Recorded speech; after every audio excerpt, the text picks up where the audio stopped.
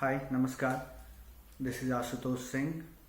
I have completed my master degree in mechanical engineering from Politecnico di Milano, one of the best university in the world. And I right now I'm working as a product manager in one of the Italian company that manufactures SLM. SLM is a mechanical process, electro laser melting. And talking about experience as a student, my experience in Italy was pretty nice. It was good, and also because I was one of the few students who had got IYT scholarship, Invest Your Talent Award. So I was treated well, and I went like special treatment from the university, from the agencies, from the embassy.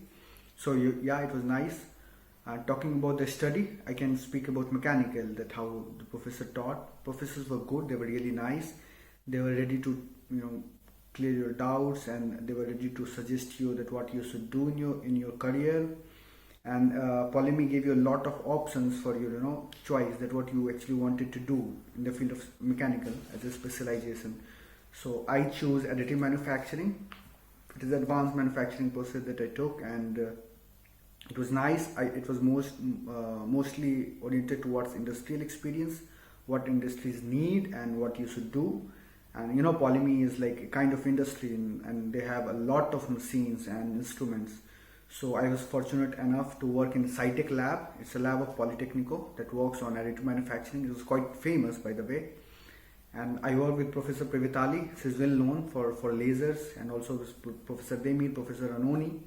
These are the big names, and yeah, it was pretty nice. Very, very, very nice experience as a student.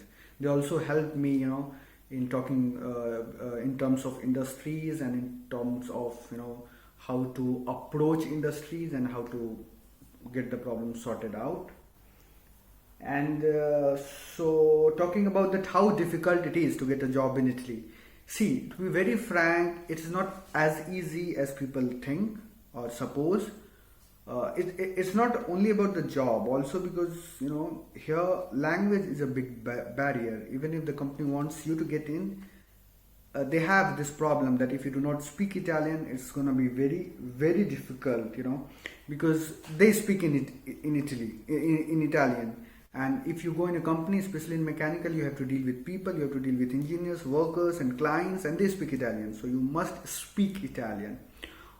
Interestingly, or let's say ironically, I don't speak Italian much. I mean, I'm not good at all at Italian. But as I stated earlier, that I came in Italy by sponsored by the Italian government, and so I had to go with an mandatory internship in an Italian company.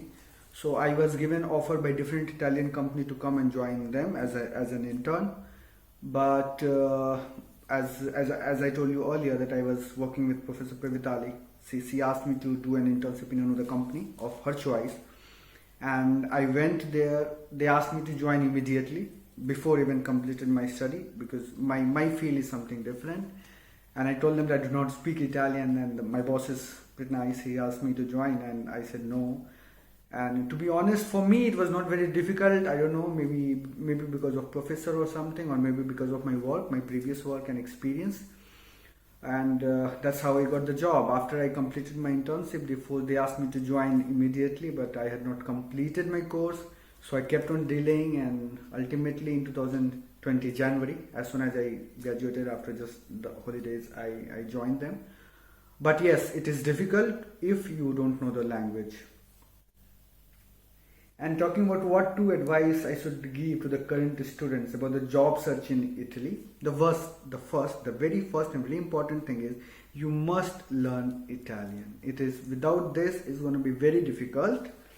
And second is to have a very good relation with professor. Work nice. Do not just mug up things and go and tell whatever they are telling. Use your brain. That's how I worked. I was not just doing whatever my professor was telling. I was working by my own. I was like independent researcher in SciTech laboratory, that I think I did not inform you. I was also working in SciTech laboratory while I was doing my thesis. And my boss, now who is my boss, he used to come there, and he saw that I am doing something which is not supposed to be done. I mean I'm doing other than the league.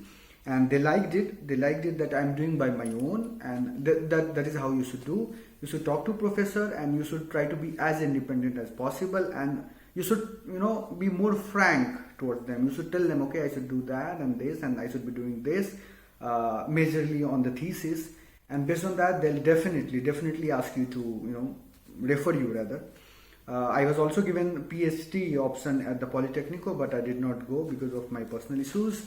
And also, if you work well in SciTech laboratory, you will be offered as a researcher, research fellow that I was offered.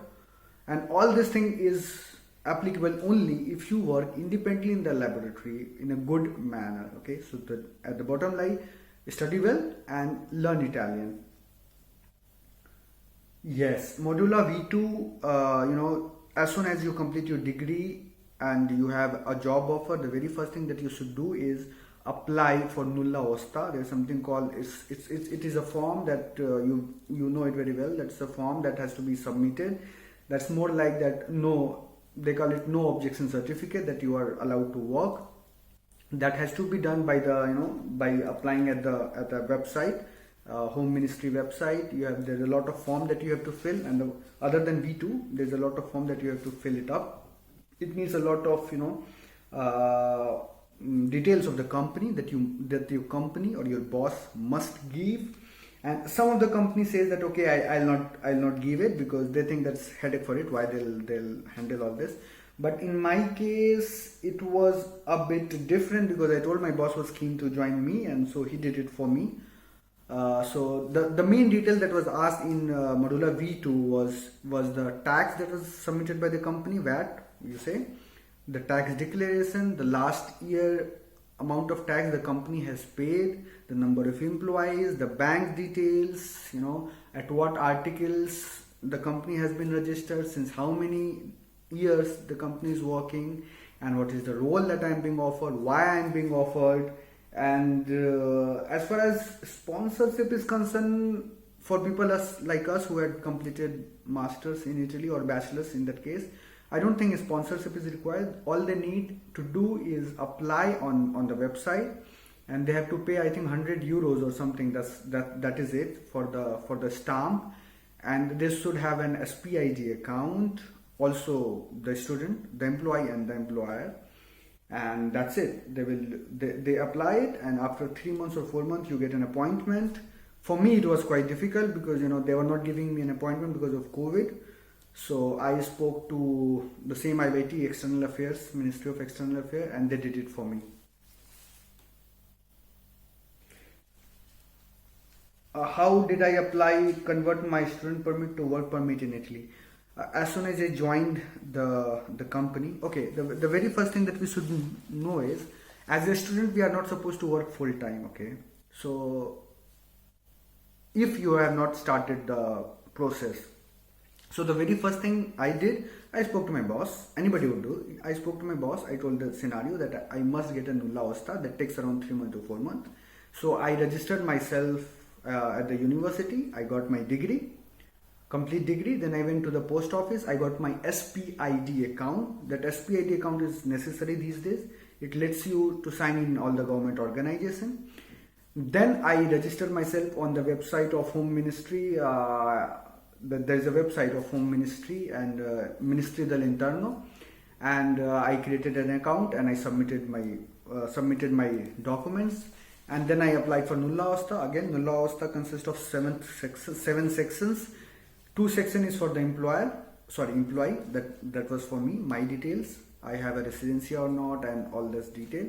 As soon as you apply there, you give the details. 2 sections for employee, 5 sections for the employer. They'll submit it up. You will get it submitted.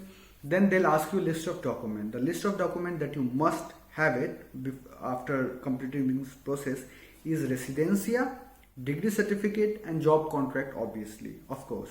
So all these 3 documents they'll ask you to mail, and as soon as you mail them, they'll wait for some time. For my case, it was because of COVID, it was delayed. They'll ask you to come to the prefettura, whatever prefettura you have. If it's Milan, it's Milan. For me, it was in Varese. I went there with the document, and they'll ask you to bring 2 stamp.